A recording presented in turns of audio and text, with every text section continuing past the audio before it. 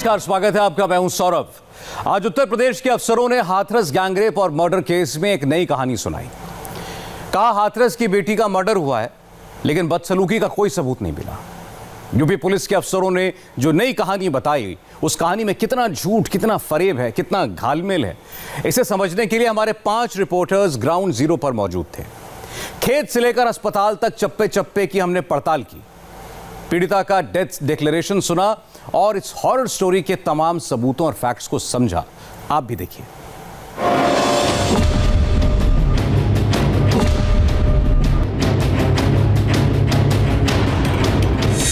टुकड़े टुकड़े में सबसे दर्दनाक मौत।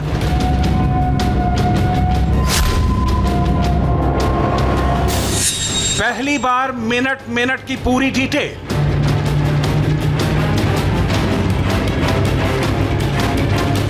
पुलिस की लापरवाही का साक्षात सबूत।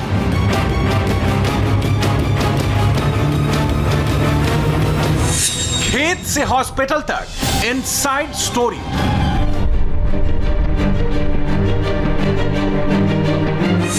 चौदह दिन तक लड़ी और हार गई बेटी। 14 सितंबर को हाथरस की निर्भया के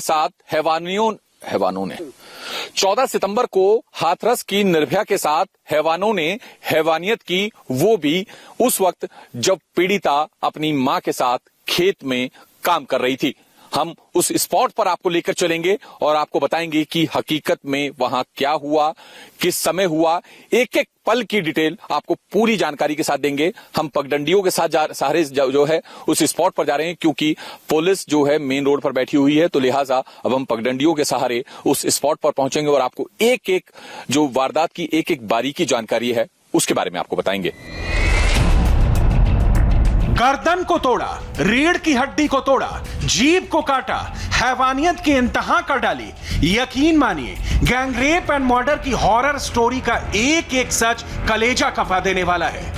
खेत में हैवानियत से लेकर हॉस्पिटल में इलाज तक हर जगह एक बेटी को तिल तिल कर मरने के लिए छोड़ दिया गया। आज इस तस्वीर से उस बेटी के दर्द को आप समझ सकते हैं। जब इलाज की जरूरत थी, तब थाने के चबूतरे पर बेटी बेसुध पड़ी थी और वर्दी के नशे में चूर कुछ पुलिस वाले यूं बेशर्मी से कागजी खानापूर्ति में जुटे थे, मानो कुछ हुआ ही नहीं था। इंसानियत की अर्थी सिर्फ थाने में नहीं उठी, इस बेटी की बदनसीबी देखिए, तिल तिल कर मरने के लिए छोड़ दिया गया। 14 दिन तक बेटी इंसाफ के लिए लड़ाई लड़ती रही, लेकिन हैवानों ने इसे इतने जख्म दे डाले थे कि सांसों ने साथ छोड़ दिया। वैसे भी मुर्दा सिस्टम ने पहले ही मरने के लिए छोड़ दिया था। इन खेतों में उस बेटी की चीख देश के सबसे खौफनाक गुनाह की गवाही है। तारीख 14 सितंबर, वक्त करीब सुबह 9 बजे। यहां पर आप देखें कि ये बाजरे का खेत है और आप ये देखें कि जहां पर घटना को अंजाम दिया गया, हम वहां पर पहुंचे हैं और यहां पर आप देखें कि ये बाजरे के जो ये बाजरा है, ये सब गिरा हुआ है, टूटा हुआ है और यहाँ पर पीड़िता के साथ आरोपियों ने घटना को अंजाम दिया था। फिलहाल पीड़िता की मौत हो चुकी है। एसआईटी इस पूरे मामले की जांच कर रही है। एसआईटी ने हाथरस में पीड़िता के गांव में डेरा डाला हुआ है। एक एक बारीकी से जांच की जा रही है, लेकिन आप ये देखें जिस तरीके से दिन दहाड़े इस वारदात को अंजाम दिया गया। खेत में पहले गैंगरेप हुआ, हैवानों ने जुर्म पर पर्दा डालने के लिए गर्दन तोड़ दी, गला दबा दिया। सोचा था कि सांसें थम गई हैं, लेकिन पीड़िता के शरीर में चंद सांसें बची थी। किसी तरह घरवाले बाइक पर बेटी को लेकर थाने पहुंचे। थाने में पुलिसिया कार्रवाई का साक्षात प्रमाण है ये वीडियो। पीड़िता को बिठाया गया, लेकिन पीड़िता बैठने पर भी जो है उसे काफी दर्द हो रहा था, क्योंकि चोटें उसे बेहद गंभीर आई हुई थी, तो वो यहाँ पर लेट गई। और उसके बाद जो चंपा कोतवाली में तैनात पुलिस वाले थे, वो यहाँ पर आते हैं और पीड़िता से बात करते हैं और उसके साथ हुई वारदात के बारे में जानने की कोशिश करते हैं। तो हेड कांस्टेबल महेश पाल सिंह उनकी कंप्लेंट को लिखते हैं, लेकिन जब देखते हैं कि पीड़िता की स्थिति काफी खराब है, तो 15 मिनट बाद ही उसे जिला अस्पताल में भेज दिया जाता है इलाज के लिए। पुलिस अपनी गाड़ी से जो है उसे पीड़िता को अस्पताल में लेकर जाती है, जिला अस्पताल में, लेकिन उसकी पीड़िता की मां और भाई वो यहीं पर रहते हैं और इसी कोतवाली कार्यालय में उनकी शिकायत लिखी जाती है और तकरीबन 1 घंटे के करीब लगता है उस पूरी शिकायत को लिखने में। अब आप अंदाजा लगाइए कि जब पीड़िता वारदात की जगह से अपने भाई और मां के साथ मोटरसाइकिल पर सवार होकर आधे घंटे में थाने में पहुंचती है, तकरीबन 3 किलोमीटर लंबा सफर है ये, और क्योंकि घर से पीड़िता के घर से कोतवाली 3 किलोमीटर तक की है, लेकिन उससे पहले जहां जो स्पॉट है वो खेतों का है। उसके बाद 15 मिनट वो यहाँ रुकती है, यानी पौना घंटा हो जाता है, पीड़िता को इलाज नहीं मिला होता है, और उसके बाद यहाँ से तकरीबन 7 किलोमीटर दूर जो जिला अस्पताल है वहां पहुंचने में उसे आधा घंटा लगता है। तो तकरीबन 1.25 घंटे बाद जिला अस्पताल में उसे उपचार मिलता है। पीड़िता की गर्दन हैवानों ने तोड़ी, जिसकी वजह से वो होश में नहीं थी। करीब 30 मिनट तक पीड़िता थाने के चबूतरे पर पड़ी रही और फिर उसे जिला अस्पताल में दाखिल कराया गया। जिंदगी और मौत के बीच पीड़िता झूल रही थी। 14 सितंबर को 11:35 सुबह के हुए थे जब पीड़िता को यहां पर हाथरस जिला अस्पताल में लाया जाता है और यहां से स्ट्रेचर में लेटाकर पीड़िता को जिला अस्पताल की इस इमरजेंसी वार्ड में लेकर जाया जाता है, जहां पर डॉक्टर्स की टीम पहले से ही मौजूद रहती है और वो उसको ट्रीट करती है, उसको उपचार करती है। शुरुआत में उसको फर्स्ट एड दिया जाता है, लेकिन जब इमरजेंसी वार्ड में यहां पर पीड़िता को लेटाया जाता है बेड पर और जब डॉक्टर्स को एग्जामिन कर रहे थे तो डॉक्टर्स को आभास हो जाता है कि वो जो पीड़िता की चोटें हैं, जो गंभीर चोटें हैं, उनका इलाज इस हाथरस के जिला अस्पताल में नहीं हो सकता। तो ठीक 12:10 पर पीड़िता को यहां से अलीगढ़ के JN मेडिकल कॉलेज के लिए रेफर कर दिया जाता है।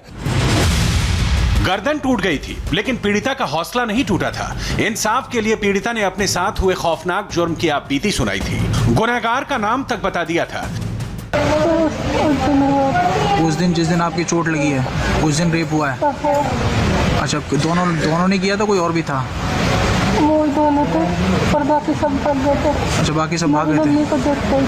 अच्छा, मम्मी को देख के भाग गए थे। तो आप उस समय होश में थे? थोड़ा सा होश था। थोड़ा सा होश था। तो उस दिन जिस दिन आपकी चोट लगी है उस दिन रेप हुआ है। अच्छा, दोनों ने किया था, कोई और भी था? वो दोनों थे और बाकी सब भाग गए थे। अच्छा, बाकी सब भाग गए थे। मम्मी को देख के। अच्छा, मम्मी को देख के भाग गए थे। तो आप उस समय होश में थे? थोड़ा सा होश था। थोड़ा सा होश था। चंद घंटों में सेहत बिगड़ने लगी और पीड़िता को जिला अस्पताल से अलीगढ़ शिफ्ट करना पड़ा। हाथरस की पीड़िता को 14 सितंबर को दोपहर करीब 3 बजे के आसपास इमरजेंसी में भर्ती किया गया। इमरजेंसी ये अलीगढ़ मुस्लिम यूनिवर्सिटी के अंदर जो JNN मेडिकल कॉलेज है उसी के इमरजेंसी में सबसे पहले उस पीड़िता को लाया गया। जो पीड़िता को यहाँ पर लाया गया तो उसे डॉक्टर्स की तरफ से अटेंड किया गया और उसके बाद उसे रिकवरी रूम में रखा गया कुछ दिन। हालांकि जब पीड़िता को यहाँ पर लाया गया तो पीड़िता बिल्कुल भी होश में नहीं थी, अनकॉन्शियस हालत में थी, उसकी हालत ठीक नहीं थी। डॉक्टर्स की तरफ से जो शुरुआती जांच में कहा गया कि पीड़िता की सबसे ज्यादा जो नुकसान था वो उसके गले को हो रखा था, उसके गले पर कुछ मार्क्स थे। उसके बाद जब उसकी टेस्ट किए गए तो उसमें पीड़िता के जब एक्सरे किया गया तो उसके गले के पीछे की हड्डी यानी कि सर्वाइकल की हड्डी में 3, 4, 5 नंबर हड्डी में हड्डी जो है वो टूटी हुई थी। उसमें कई तरह के हड्डी को नुकसान पहुंचा हुआ था और कई तरह के जो निशान थे वो भी पीड़िता के गले पर थे। और उसके बाद इमरजेंसी में पीड़िता को अटेंड करने के बाद अस्पताल के रिकवरी रूम में पीड़िता को ट्रांसफर कर दिया गया। अलीगढ़ के इसी हॉस्पिटल में 14 सितंबर को पीड़िता का इलाज शुरू हुआ और पीड़िता ने यहीं पर गैंगरेप की बात पुलिस को बताई। उस दिन जिस दिन आपकी चोट लगी है उस दिन रेप हुआ है। अच्छा, दोनों ने किया था, कोई और भी था? वो दोनों थे और बाकी सब भाग गए थे। अच्छा, बाकी सब भाग गए थे। मम्मी को देख के। अच्छा, मम्मी को देख के भाग गए थे। तो आप उस समय होश में थे? थोड़ा सा होश था। थोड़ा सा होश था।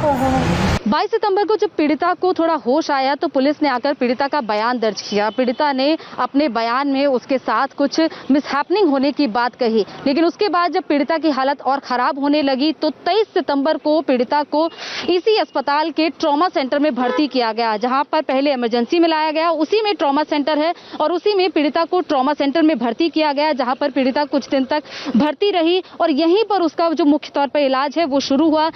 इसी ट्रॉमा सेंटर के ICU में उसे रखा गया और उसके बाद पीड़िता की हालत लगातार खराब होती गई, उसे वेंटिलेटर पर रखा गया और उसके बाद ही पीड़िता की हालत जब और ज्यादा खराब होने लगी तो उसे दिल्ली के सफदरजंग अस्पताल में रेफर किया गया।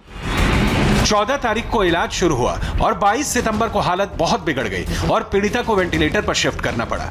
22 सितंबर के बाद से ही पीड़िता की हालत काफी ज्यादा खराब होने लगी। पीड़िता को आईसीयू पे रखा गया, उसे वेंटिलेटर पर रखा गया और उसके बाद पीड़िता को होश नहीं आया। जब 28 तारीख को हालत और खराब होने लगी तो पीड़िता को दिल्ली के सफदरजंग अस्पताल में रेफर कर दिया गया। हालांकि अस्पताल के प्रशासन का ये कहना है कि परिवार की रिक्वेस्ट पर ऐसा किया गया, क्योंकि परिवार ये चाहता था कि पीड़िता को और अच्छे से इलाज मिल सके और यहाँ पर उसकी हालत नहीं सुधर रही थी। इसीलिए अस्पताल प्रशासन का कहना है कि परिवार ने ही ये कहा कि उनकी बेटी को दिल्ली के अस्पताल में रेफर कर दिया जाए और इसीलिए दिल्ली के सफदरजंग अस्पताल में रेफर किया गया। जब पीड़िता को यहाँ से 28 सितंबर को ले जाया गया तो 28 सितंबर को करीब 12 बजे का वक्त रहा जब पीड़िता को यहाँ से इस तरह की एम्बुलेंस से भेजा गया, क्योंकि पीड़िता वेंटिलेटर पर थी। इसीलिए पूरी जो हाई टेक्निकल जो भी एम्बुलेंस थी उसी एम्बुलेंस में उस पीड़िता को ले जाया गया, क्योंकि पीड़िता को रास्ते में किसी तरह की कोई परेशानी ना हो, रास्ते में उसकी हालत स्थिर रहे, सभी तरह के जो नॉर्म्स थे वो फॉलो किए गए और उसके बाद इस तरह की एम्बुलेंस में पीड़िता को यहाँ से दिल्ली के सफदरजंग अस्पताल में ले जाया गया। और यहाँ से दिल्ली के सफदरजंग अस्पताल की जो दूरी है वो 150 किलोमीटर से भी ज्यादा है, यानी कि करीब 3 घंटे का कुल वक्त लगा। 12 बजे के आसपास यहाँ से एम्बुलेंस निकली और करीब 3:30 से 3:15 बजे के बीच में वहां पर दिल्ली के सफदरजंग अस्पताल में पीड़िता को ले जाया गया। 28 सितंबर को पीड़िता को अलीगढ़ से दिल्ली शिफ्ट किया गया, लेकिन तब तक बहुत देर हो चुकी थी।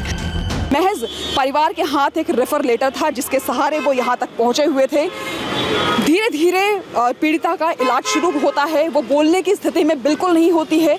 उसके हाथों को बांधा गया था। दरअसल उसे सांस लेने में काफ़ी दिक्कत हो रही थी।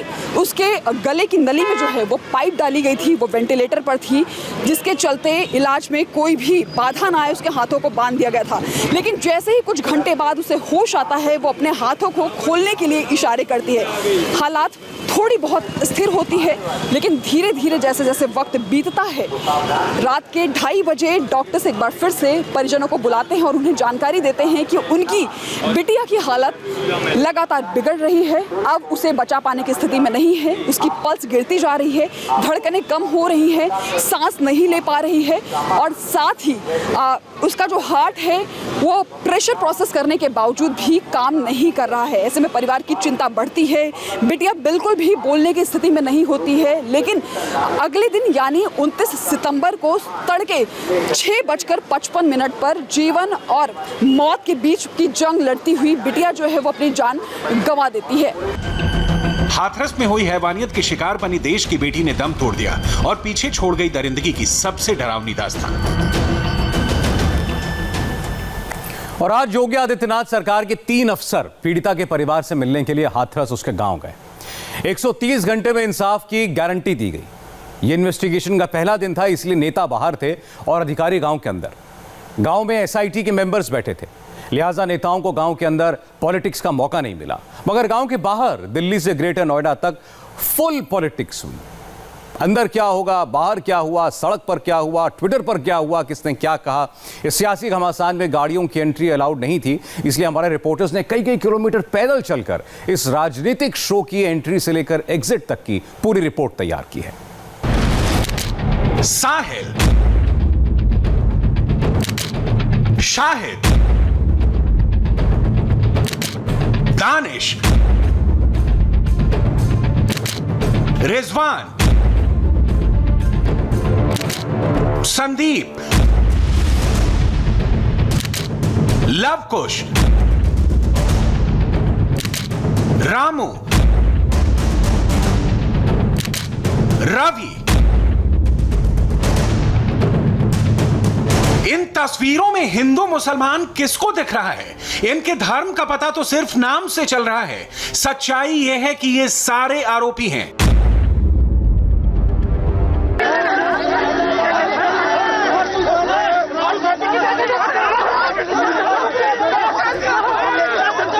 मगर सियासत और राजनीति इतनी नीचे गिर चुकी है कि अब बलात्कार जैसे अपराध में धर्म ढूंढा जाने लगा है। आजमगढ़ से लेकर बुलंदशहर तक, बुलंदशहर से लेकर बलरामपुर तक, बलरामपुर से लेकर राजस्थान तक, इस वक्त देश में बलात्कार के नाम पर हिंदू मुसलमान हो रहा है। रिजवान संदीप हो रहा है, राजस्थान और यूपी हो रहा है, योगी आदित्यनाथ और अशोक गहलोत हो रहा है, प्रियंका और राहुल हो रहा है। राहुल गांधी जिंदाबाद जिंदाबाद जिंदाबाद, प्रियंका गांधी जिंदाबाद जिंदाबाद जिंदाबाद। भाई और बहन चले हैं दिल्ली से,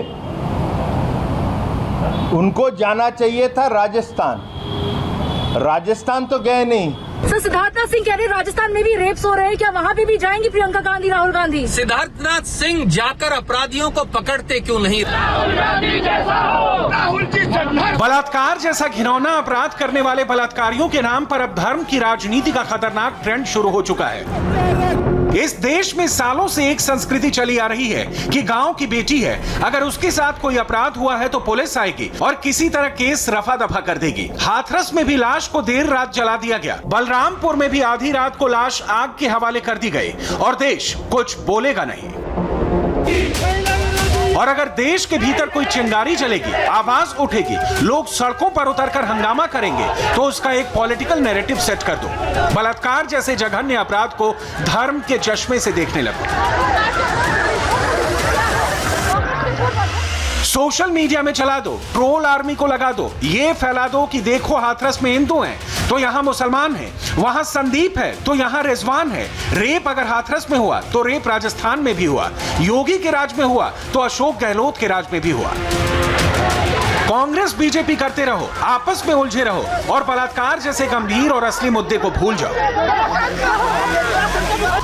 आज देश के मन में सबसे बड़ा सवाल यही है कि जिस तरह आतंकवादियों का कोई धर्म नहीं होता, ठीक उसी तरह क्या बलात्कारियों की कोई जाति होती है, कोई धर्म होता है? और जो लोग दलित, राजपूत, हिंदू, मुस्लिम के नाम पर बलात्कार जैसे अपराध पर राजनीति कर रहे हैं, क्या वो समाज का भला कर रहे हैं?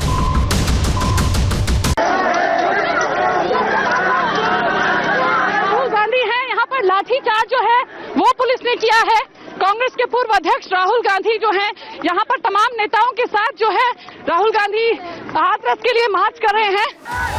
हाथरस पर शुरू हुए हाई वोल्टेज पॉलिटिकल ड्रामे में बहुत एक्शन था।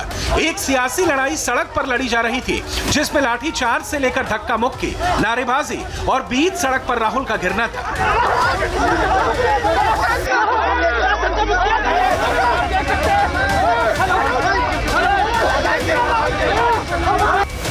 और इसी शोर शराबे के दौरान बीच सड़क पर खड़े होकर सोशल मीडिया वाली जंग भी जारी थी। शब्दों में धर्म वाला तड़का लगाकर इस्तीफे मांगे जा रहे थे। इस पूरी राजनीतिक फिल्म की पटकथा ग्रेटर नोएडा में लिखी जा रही थी। योगी को घेरने वाली सियासी चाल के तहत 4 दिन बाद राहुल सड़क पर उतरे और अपनी बहन प्रियंका गांधी वाड्रा के साथ हाथरस की तरफ कूच कर गए। जब पुलिस ने काफिले को रोका तो पैदल ही निकल पड़े। तस्वीरें देखकर साफ था कि राहुल को सब कुछ पहले से ही पता था। वो जानते थे कि पुलिस उनके काफिले को रोकेगी। उन्हें मालूम था कि उनका अगला कदम क्या होगा। कभी राहुल प्रियंका एक साथ दिखे, कभी राहुल आगे तो कभी प्रियंका आगे। हाथरस पर सियासत की ये चाल सारी कहानी बयां कर रही थी। इस पॉलिटिकल टूर में कांग्रेस के कार्यकर्ताओं की प्रियंका के साथ राजनीतिक सेल्फी तो दिखाई दी, लेकिन पीड़िता के परिवार के प्रति संवेदना में सियासत झलक रही थी। न्याय का सफर लंबा ही होता है, लेकिन अंत में न्याय मिलता है। आपको उम्मीद है कि न्याय मिलेगा? क्योंकि इस पूरे हमारी पूरी कोशिश है। उन्नाव का हादसा हुआ, उसके लिए भी हमने संघर्ष किया। उसके बाद एक और हादसा हुआ उन्नाव में, उसके लिए भी संघर्ष किया। और मैंने देखा है कि सरकार एकदम निष्क्रिय है। उत्तर प्रदेश की सरकार जब उसको पता चलता है कि हादसा हुआ, कुछ नहीं करती। तो अगर उन पर हम दबाव नहीं डालेंगे, अगर हम लड़ाई नहीं लड़ेंगे तो न्याय नहीं होगा। न्याय के लिए लड़ने में कोई बुराई नहीं है, लेकिन जब उसमें राजनीति का कॉकटेल मिक्स हो जाए तो फिर न्याय पीछे छूट जाता है। हाथरस पर शुरू हुए सियासी घमासान में बिल्कुल वैसा ही हो रहा है। राहुल गांधी कई घंटे तक ग्रेटर नोएडा की सड़कों पर चलते रहे और इस दौरान वो गिर पड़े।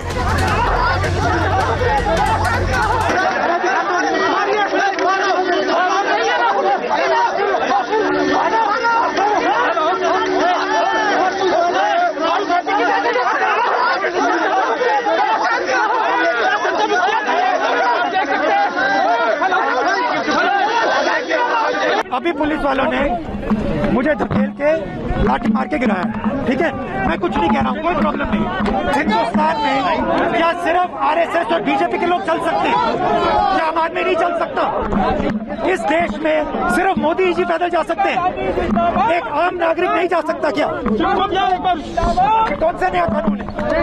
इन्होंने हमारी गाड़ी रोकी, हम गाड़ी से उतरे, पैदल गए, लाठी मार दी। राहुल गांधी गिरे या गिराए गए, अब इस पर सियासत शुरू हो चुकी है। जिस सियासी मकसद के लिए राहुल हाथरस के लिए निकले थे वो पीछे छूट गया है और अब इस बात पर बहस हो रही है कि राहुल गांधी को किसने धक्का मारा। वो जो कहते हैं उसमें कितनी सच्चाई होती है सारा देश जानता है।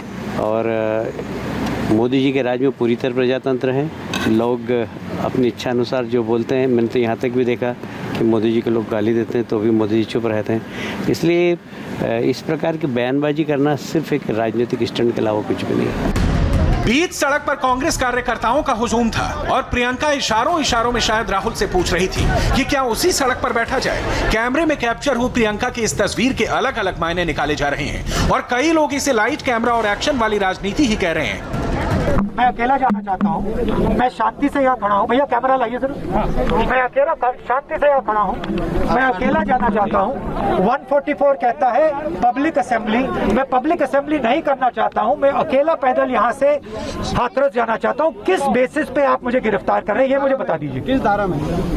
किस धारा? एक सेकंड, किस धारा में आप मुझे अरेस्ट कर रहे हैं? मैं अकेला जाना चाहता हूँ। सड़क पर हंगामे से लेकर गिरफ्तारी तक सब कुछ पूरी प्लानिंग के साथ हुआ। शुरुआत भी सड़क पर गाड़ियों के काफिले के साथ हुई और अंत भी गाड़ी में बैठकर निकलने के साथ हुई।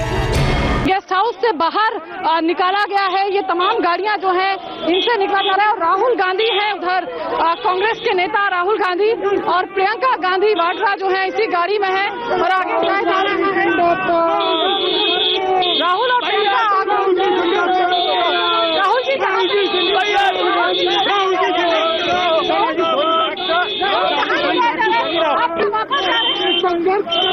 राहुल गांधी और प्रियंका गांधी जो है राहुल गांधी और प्रियंका गांधी को यहाँ से इस गाड़ी से ले जाया जा रहा है। समस्या यह है कि कोई भी राजनीतिक पार्टी या किसी भी राज्य की सरकार क्यों न हो, सबको ऐसे मामलों में वोट तलाशने की फिक्र रहती है। चंद वोटों के लिए या पॉलिटिकल गेन के लिए बलात्कार जैसे मामलों में धर्म और जाति का एंगल डाल दिया जाता है। गैंगरेप जैसी घटनाओं में जाति और मजहब खोजी जाती है और इन सब के बीच सियासत के चक्कर में मूल मुद्दे को हाशिए पर रख दिया जाता है। यूपी के ही बलरामपुर में जो हुआ वो तो बहुत ही चौंका देने वाला है। दरिंदे अब इंजेक्शन लेकर भी घूमते हैं। पहले टारगेट फिक्स करते हैं और फिर किडनैपिंग होती है, उसके बाद इंजेक्शन लगा दिया जाता है। बलरामपुर की बेटी के साथ ऐसा ही हुआ, इंजेक्शन लगाया, बलात्कार किया। हमारे रिपोर्टर पवन नारा इस केस की तहकीकात करने के लिए सीधे बलरामपुर गए। पवन नारा ने जो वहां देखा, जो सच सामने आया, आपको भी जरूर देखना चाहिए।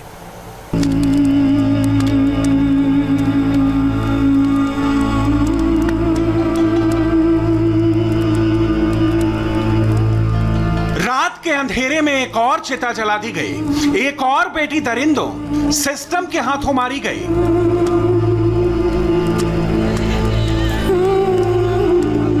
बस फर्क कितना है, इस बार हाथरस की तरह स्क्रिप्ट नहीं लिखी गई।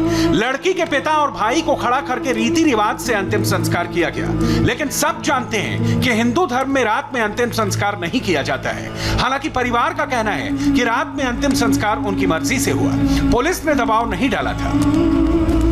अंतिम संस्कार कब किया गया? अब लाए हैं, जैसे तुरंत लेके गए हैं। हाँ। तो आपके यहाँ रात में अंतिम संस्कार हो जाता है या पुलिस का दबाव था? नहीं, पुलिस का दबाव नहीं था, हम सब खुद करे हैं अपने बच्चे, क्योंकि लहास बदबू आने लगी थी। एक दिन बीत गया, एक रात बीत गई, पोस्टमार्टम हो गया, पन्नी में सब सील हो गई, फिर धरने लायक लहास रही नहीं। इसलिए हमें कोई दबाव नहीं दिया है, किसी के दबाव में नहीं, हम सब परिवार अपना उसका अंतिम संस्कार किया।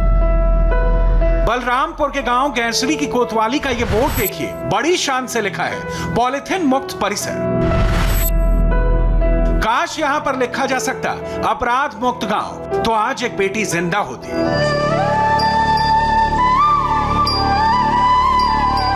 सिर्फ 22 साल की थी वो। जैसे आपके सपने हैं ठीक वैसे ही उसके भी ख्वाब थे। वकील बनना चाहती थी वो, ताकि इस बेरहम दुनिया में इंसाफ के लिए लड़ सके, न्याय के लिए खड़ी हो सके। हमारी लड़की बीए कर रही थी, कह रही थी हम वकील बनेंगे, वकालत करेंगे, एलएलबी करेंगे मम्मी। हमें एक एक पैसा जोड़ जोड़ के नौकरी करती थी, बचाती थी कि हम एलएलबी करेंगे मम्मी। किताब भी 5000 का ले रखी थी। सारा सपना हमारे बच्ची का चकनाचूर हो गया। हाँ सर, यही है हमारे बच्ची का, हमें न्याय चाहिए, उनकी फांसी चाहिए, ना उन्हें जिंदा जला दे। सलाखों के पीछे खड़ा ये शख्स साहिल है। जनाब शादीशुदा है और ये शाहिद है। एक चाचा है तो दूसरा भतीजा। दोनों रिश्तेदार हैं। दोनों पर एक दलित की बेटी से गैंगरेप और हत्या का आरोप है कि शाहिद और साहिल ने बड़ी चालाकी से साजिश रची। पहले लड़की का गैंगरेप किया, फिर जहर वाला इंजेक्शन लगाकर मार डाला। बलरामपुर की दर्दनाक घटना से पूरा देश आक्रोश में है। हालांकि इस केस को लेकर कई अफवाह भी जबरदस्त उड़ाई जा रही है। घर ऑफिस से बैठकर अपनी राय देना बड़ा आसान होता है, लेकिन सच जानने के लिए बाहर निकलना पड़ता है। हमने पूरे केस की खुद पड़ताल करने का फैसला किया। हमारी टीम बलरामपुर के इस गांव पहुंची।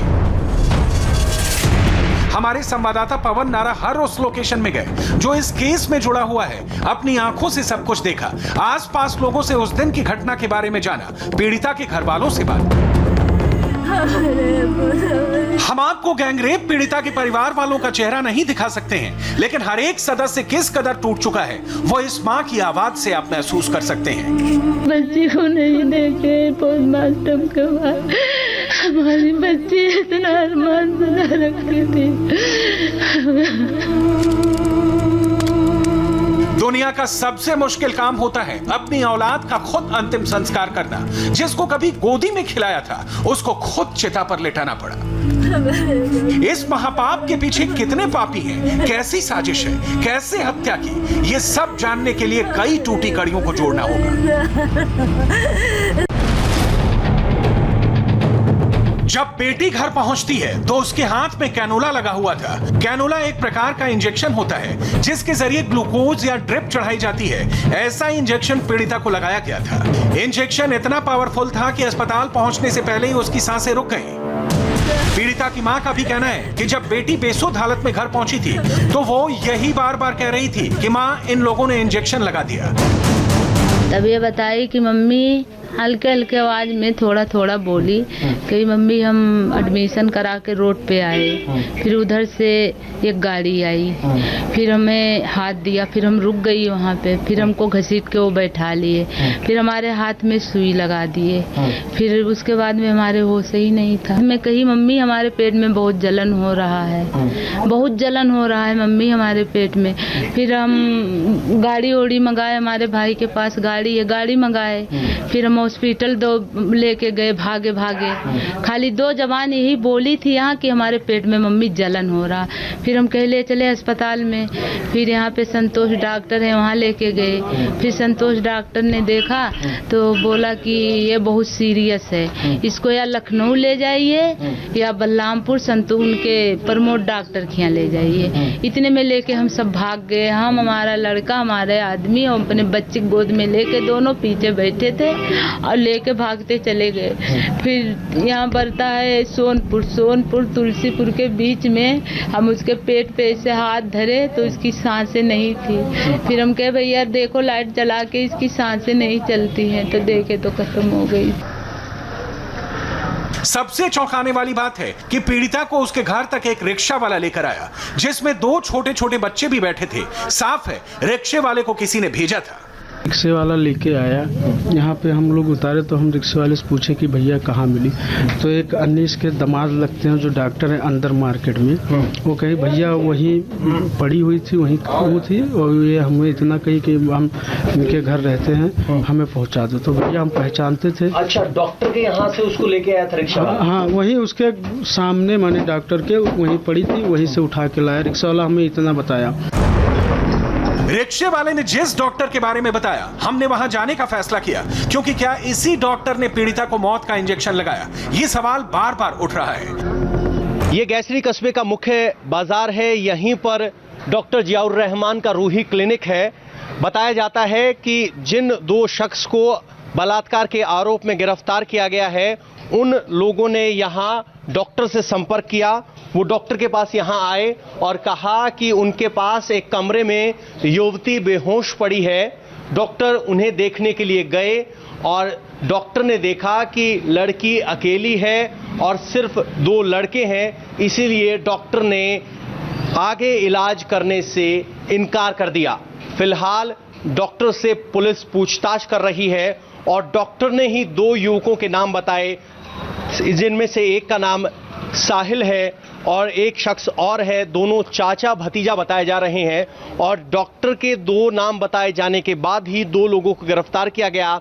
फिलहाल ये क्लिनिक बंद है और डॉक्टर से पुलिस पूछताछ कर रही है। सवाल ये है कि आखिर बच्ची किन हालात में बेहोश हुई और जब डॉक्टर को बुलाने आए, अगर इस डॉक्टर ने मना कर दिया तो फिर लड़की के हाथ में कैनोला किस डॉक्टर ने लगाया, क्योंकि लड़की जब अपने घर पहुंची तो उसके हाथ पर ग्लूकोज चढ़ाने के लिए लगाई जाने वाली सुई लगी हुई थी और लड़की बेसुध हालत में थी। तो सवाल ये है कि क्या डॉक्टर जियाउर रहमान उन्होंने ही कैनोला लगाया, या जैसा कि वो दावा कर रहे हैं कि उन्होंने कैनोला लगाने से या इलाज करने से इनकार कर दिया था, किसी और डॉक्टर को बुलाया गया। अब इस दावे की पड़ताल की जा रही है। हमें छात्रा के मामा ने बताया कि डॉक्टर ने पहले कुछ भी बताने से साफ इनकार कर दिया था, लेकिन जब पुलिस ने कड़ाई से पूछताछ की तो साहिल और शाहिद का नाम लिया। डॉक्टर के पास पूछे जाते तो कहे हम भैया कुछ नहीं जानते। उसके बाद जब ये एक्सपायर होगी थाने पे गए तो थाने पे बताया गया कि ऐसी ऐसी बात है सर। उसके बाद थाने वाले पूरा फोर्स आए, इनको लाद के ले गए। कतवाल साहब पूछताछ इनसे किए तो ये बताया कि ऐसा है कि हाँ हमें फला फला लड़का बुलाया था, पीछे कमरे में लड़की लेटी हुई थी इस दवा करने के लिए, लेकिन इसकी स्थिति बहुत ज़्यादा खराब थी, इसलिए मैंने दवा नहीं किया। डॉक्टर जियाउर रहमान के इस क्लिनिक से महज 100 मीटर दूर वो जगह है जहां पर महापाप किया गया था। इसी दुकान के पीछे एक कमरा है जहां पर डॉक्टर जिया ने साहिल और शाहिद को पीड़िता के साथ देखा था। अभी दुकान बंद है। पुलिस ने बिल्डिंग को सील कर दिया है। आरोप है कि यहीं पर पहले गैंगरेप किया गया और फिर मौत का इंजेक्शन लगाया। साहिल और शाहिद नाम के जो 2 शख्स गिरफ्तार किए गए हैं, उनमें से एक शख्स साहिल की परचून की दुकान है। इसी के पीछे जाकर कमरे हैं जहां युवती थी। यहीं से अगर आप 100 मीटर आगे चलेंगे तो आपको जियाउर रहमान जो डॉक्टर हैं उनका दवाखाना है और वहीं पर पहुंचे थे साहिल और शाहिद डॉक्टर को बुलाने के लिए। जब डॉक्टर यहां पहुंचे तो यहाँ एक अंदर कमरा है जिसमें एक युवती ऐसी स्थिति में थी जिसमें डॉक्टर को शक हुआ, जियाउर रहमान को शक हुआ और जियाउर रहमान का बयान ये है कि उन्होंने इलाज करने से इनकार कर दिया और वो वापस चले गए। अब सवाल ये है कि बच्ची के हाथ में कैनोला अगर डॉक्टर जियाउर रहमान ने नहीं लगाया तो किसने लगाया? ये परचून की दुकान है। फिलहाल इस परिसर को सील कर दिया गया है। पुलिस यहां पर तैनात की गई है। फॉरेंसिक की टीम यहां पहुंच चुकी है। सैंपल्स उठाए जा चुके हैं ताकि ये सुनिश्चित किया जा सके कि आखिर वारदात के वक्त यहां कमरे में कौन कौन मौजूद था। क्या साहिल और शाहिद ही 2 शख्स थे या ये संख्या कहीं ज्यादा है? पहले कहा जा रहा था कि दरिंदों ने छात्रा की कमर तोड़ दी, उसके दोनों पैर तोड़ दिए और मरने के लिए छोड़ दिया। हमने सीधे पुलिस से जाना आखिर हुआ क्या था। कुछ मीडिया चैनल्स में ऐसी खबर चल रही थी कि जिसमें बताया जा रहा था कि जो पीड़िता है उसके हाथ पैर और कमर तोड़ दिए गए थे। तो ऐसा पोस्टमार्टम में कोई भी पुष्टि नहीं हुई है। इस संबंध में हम लोग आगे छानबीन कर रहे हैं। ऐसी कोई भी पुष्टि पोस्टमार्टम में नहीं हुई है। पुलिस सच बोल रही है या कुछ छिपाने की कोशिश कर रही है, ये जानने के लिए हमने छात्रा की मां से उस दिन की हकीकत के बारे में बात की। पोस्टमार्टम रिपोर्ट की तरफ से पुलिस का दावा किया जा रहा है कि उसके पांव और रीढ़ की हड्डी में कोई चोट नहीं है, ऐसा पोस्टमार्टम में कहा गया है। क्या आपको ये दावा ठीक लगता है? अब पोस्टमार्टम में जो बिल्कुल पूरा हम उठाए तो उसके न कमर में दम था न पैर में, एकदम लुंज थी वो। हाँ, बलरामपुर ही नहीं, बच्चियां अब भी सुरक्षित नहीं हैं। आजमगढ़ में 8 साल की बच्ची से रेप किया गया। पुलिस ने आरोपी दानिश को गिरफ्तार कर लिया है। वहीं बुलंदशहर में नाबालिग से रेप के मामले में आरोपी रिजवान को गिरफ्तार किया गया। राजस्थान की बारां में भी 2 नाबालिग बहनों के साथ रेप किया गया। हालांकि राजस्थान के मुख्यमंत्री गहलोत ने ट्वीट किया कि बालिकाओं ने बयानों में ज्यादती नहीं होने और मर्जी से लड़कों के साथ घूमने जाने की बात कही है। और अभी हाथरस गैंगरेप केस को लेकर इलाहाबाद हाईकोर्ट से एक बड़ी खबर आई है। आपको बताएंगे पूरी खबर बस एक ब्रेक के बाद।